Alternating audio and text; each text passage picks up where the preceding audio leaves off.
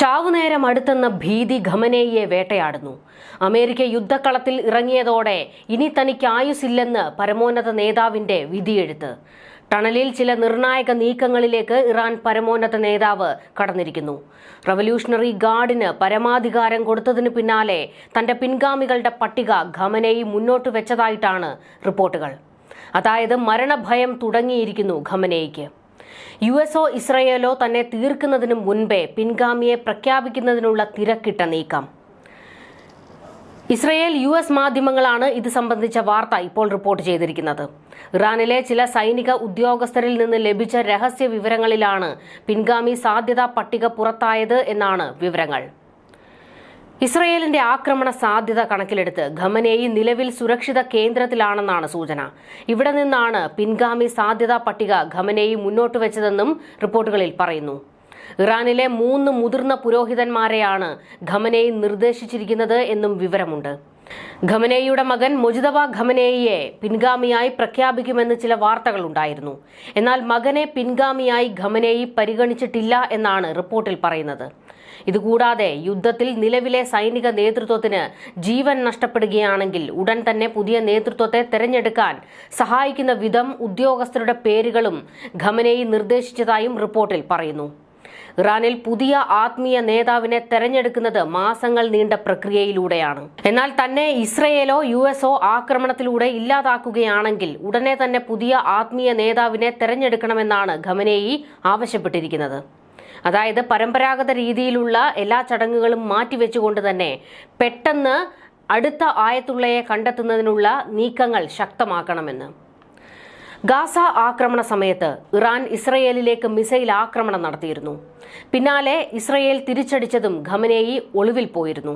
അന്ന് ഖമനേയി മരണപ്പെട്ടുവെന്നും കോമയിലാണെന്നുമുള്ള വാർത്തകൾ പരന്നു. മകൻ മൊജ്തബ ഖമനേയിയെ പുതിയ ആയത്തുള്ളയാക്കിയെന്നും രഹസ്യമായി ചടങ്ങുകൾ കഴിഞ്ഞുവെന്നും വരെ വാർത്തകൾ വന്നു. മാത്രമല്ല മൊജ്തബ ആയത്തുള്ള വേഷം ധരിച്ചു നിൽക്കുന്ന ചിത്രങ്ങൾ അന്താരാഷ്ട്ര മാധ്യമങ്ങൾ പുറത്തുവിട്ടിരുന്നു. എന്നാൽ ഇപ്പോൾ ഖമനേയി തയ്യാറാക്കിയ പട്ടികയിൽ മൊജ്തബയുടെ പേരില്ല. പകരം മറ്റു 3 പേരുകളാണ്. അതായത് പരമോന്നതൻ സ്വന്തം മകനെ സേഫ് ആക്കിയിരിക്കുന്നു. ഇസ്രയേൽ ആക്രമണത്തിൽ IRGC തലവന്മാരെല്ലാം വീണു. അമേരിക്ക ഇസ്രയേൽ ലക്ഷ്യം വെക്കുന്നത് ഖമനേയിയാണ്. അടുത്ത ഖമനേയിയായിട്ട് മകനെ പ്രതിഷ്ഠിച്ചാൽ മകന്റെ തല ചിതറുമെന്ന് അലി ഖമനേയി ഭയക്കുന്നു. അതുകൊണ്ട് മകനെ രക്ഷിച്ചാണ് പരമോന്നതന്റെ കളി. ഖമനേയിയെ ഭയപ്പെടുത്തുന്നത് അമേരിക്കൻ വേട്ടപ്പട്ടികൾ IS തലവൻ ബാഗ്ദാദിയെ കടിച്ചു കീറിയ ഓർമ്മയായിരിക്കും. മകനെയും അതുപോലെ അമേരിക്ക കടിച്ചു കീറുമോ എന്ന്. മാത്രമല്ല ഖമനേയി മുൻപ് അമേരിക്കയെ വിശേഷിപ്പിച്ചത് അമേരിക്ക പേപ്പട്ടിയാണ് എന്നൊക്കെയാണ്. എന്തായാലും മകനെ സംരക്ഷിച്ചിരിക്കുകയാണ് ഇപ്പോൾ ഇറാൻ നേതാവ്. താൻ കൊല്ലപ്പെടുമെന്ന് ഖമനേയി കണക്കുകൂട്ടുന്നുണ്ട്. ട്രംപ് കനിവ് കാണിച്ചാലും നെതന്യാഹു വെറുതെ വിട്ടാലും മൊസാദ് വെറുതെ വിടില്ല. ഇസ്ലാമിക് റിപ്പബ്ലിക് ഓഫ് ഇറാന്റെ രാഷ്ട്രതലവനാണ് പരമോന്നത നേതാവ്. രാജ്യത്തെ ഏറ്റവും ഉയർന്ന മതരാഷ്ട്രീയ അധികാര സ്ഥാനവുമാണിത്. പ്രസിഡന്റിനും മുകളിലാണ് ഇറാനിൽ പരമോന്നത നേതാവിന്റെ സ്ഥാനം. രാജ്യത്തിന്റെ ഭരണഘടന അനുസരിച്ച് ഇസ്ലാമിക റിപ്പബ്ലിക്കിന്റെ പൊതുനയങ്ങൾ പരമോന്നത നേതാവാണ് തീരുമാനിക്കുന്നത്. ആഭ്യന്തര വിദേശ നയങ്ങളിൽ അന്തിമ വാക്കും ആയത്തുള്ളയുടേതാണ്. സായുധ സേനയുടെ കമാൻഡർ ഇൻ ചീഫായ പരമോന്നത നേതാവ് രാജ്യത്തിന്റെ രഹസ്യാന്വേഷണ സുരക്ഷാ പ്രവർത്തനങ്ങളും നിയന്ത്രിക്കുന്നു. സായുധ സേനയ്ക്ക് പുറമെ ജുഡീഷ്യൽ സംവിധാനം, ഔദ്യോഗിക വാർത്താ മാധ്യമങ്ങൾ എന്നിവയെല്ലാം പരമോന്നത നേതാവിന്റെ കീഴിലാണ്. ഇസ്ലാമിക് റവല്യൂഷണറി ഗാർഡ് കോർപ്സിന്റെ കമാൻഡറെ നിയമിക്കാനും പിരിച്ചുവിടാനും പരമോന്നത നേതാവിനാണ് അധികാരമുള്ളത്. രാജ്യത്തിന്റെ അധികാരം നിയന്ത്രിക്കുന്ന ഗാർഡിയൻ കൗൺസിൽ ഉൾപ്പെടെ പ്രധാന സർക്കാർ സംവിധാനങ്ങളും പരമോന്നത നേതാവിന് കീഴിൽ തന്നെയാണ്. കൗൺസിൽ ഓഫ് ഗാർഡിയൻസിലെ 12 അംഗങ്ങളിൽ 6 പേരെയും പരമോന്നത നേതാവാണ് തെരഞ്ഞെടുക്കുന്നത്. പാർലമെന്റ് പ്രവർത്തനങ്ങൾക്ക് മേൽനോട്ടം വഹിക്കുകയും ഏത് സ്ഥാനാർത്ഥികളെ പൊതുസ്ഥാനങ്ങളിലേക്ക് മത്സരിപ്പിക്കാൻ യോഗ്യരാണെന്ന് നിർണയിക്കുകയും ചെയ്യുന്നതും പരമോന്നത നേതാവ് തന്നെയാണ്. സർക്കാരിന്റെ വിവിധ മേഖലകളുടെ ഭാഗമായ ഏകദേശം 2000 പ്രതിനിധികൾ വഴിയാണ് അദ്ദേഹം പ്രവർത്തിക്കുന്നത്. ചുരുക്കി പറഞ്ഞാൽ മൊത്തം ഇറാൻ തന്നെയാണ് ആയത്തുള്ള. ഇവിടേക്കൊരു പേര് നിർദ്ദേശിക്കണമെങ്കിൽ തന്റെ പിൻഗാമിയെ തെരഞ്ഞെടുക്കാൻ അലി ഖമനേയി ചിന്തിച്ചിട്ടുണ്ടെങ്കിൽ അത് തന്റെ ഏറ്റവും വലിയ വിശ്വസ്തനായിരിക്കും. അവിടേക്ക് തന്റെ മകൻ തന്നെ വരണമെന്ന് അലി ഖമനേയി ആഗ്രഹിക്കുന്നുമുണ്ടാകാം. എന്നാൽ ശത്രുക്കളുടെ പോയിന്റ് ബ്ലാങ്കിലാണ് ഈ പദവി ഇരിക്കുന്നത്.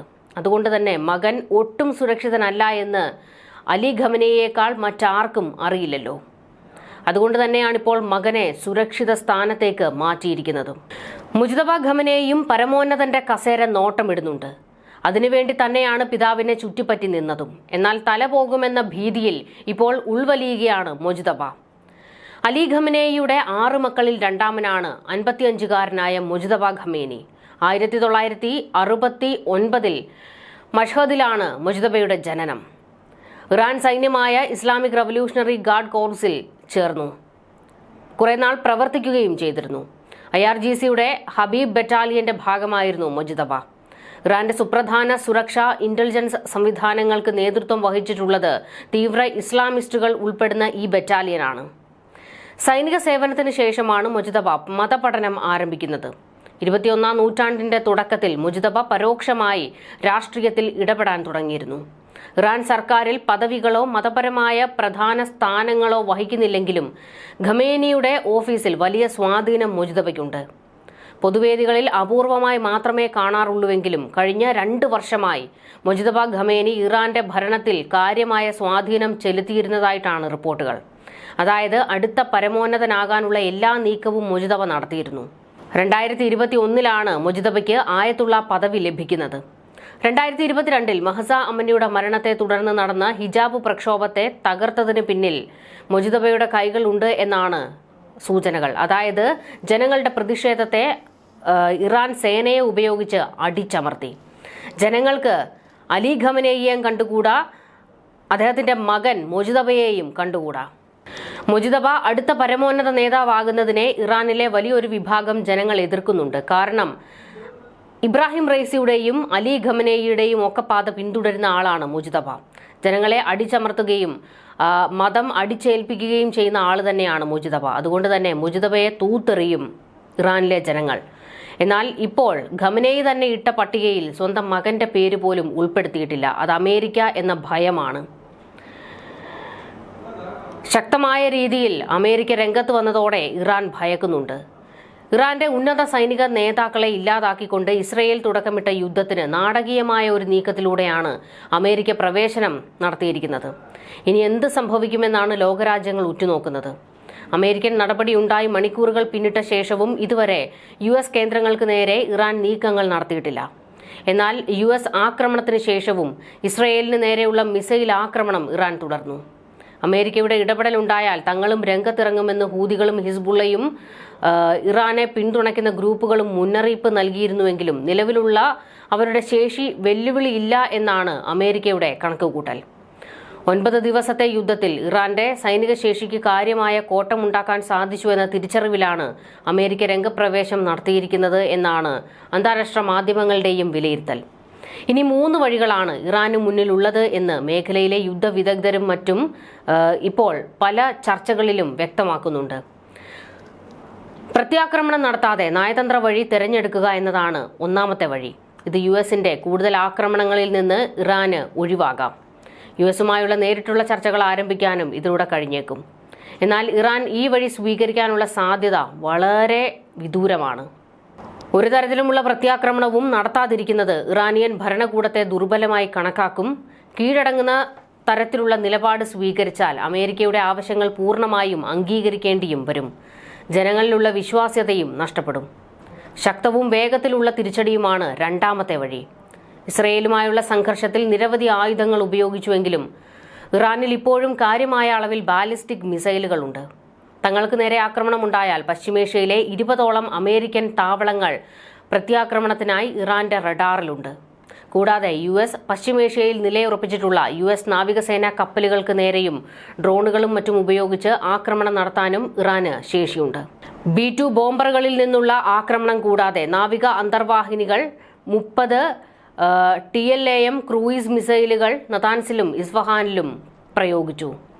ഈ സാഹചര്യത്തിൽ US കപ്പലുകൾക്ക് നേരെ ഇറാന്റെ ആക്രമണത്തിനുള്ള സാധ്യതയും കൂടുതലാണ്. ഇറാന്റെ മുന്നിലുള്ള മറ്റൊരു വഴി എന്നത് പിന്നീടുള്ള തിരിച്ചടിയാണ്. US താവളങ്ങളും സജ്ജീകരണങ്ങളും ഇറാന്റെ പ്രത്യാക്രമണം പ്രതീക്ഷിച്ചു നിൽക്കുന്ന ഘട്ടമാണിത്. നിലവിലെ സംഘർഷം അയയുന്നതുവരെ കാത്തിരുന്ന് US താവളങ്ങൾ പരമാവധി ജാഗ്രതയിലല്ലാതിരിക്കുമ്പോൾ ഒരു അപ്രതീക്ഷിത ആക്രമണം നടത്തുക എന്നതും ഇറാൻ പരിഗണിച്ചേക്കാമെന്നും അന്താരാഷ്ട്ര മാധ്യമങ്ങൾ റിപ്പോർട്ട് ചെയ്യുന്നു.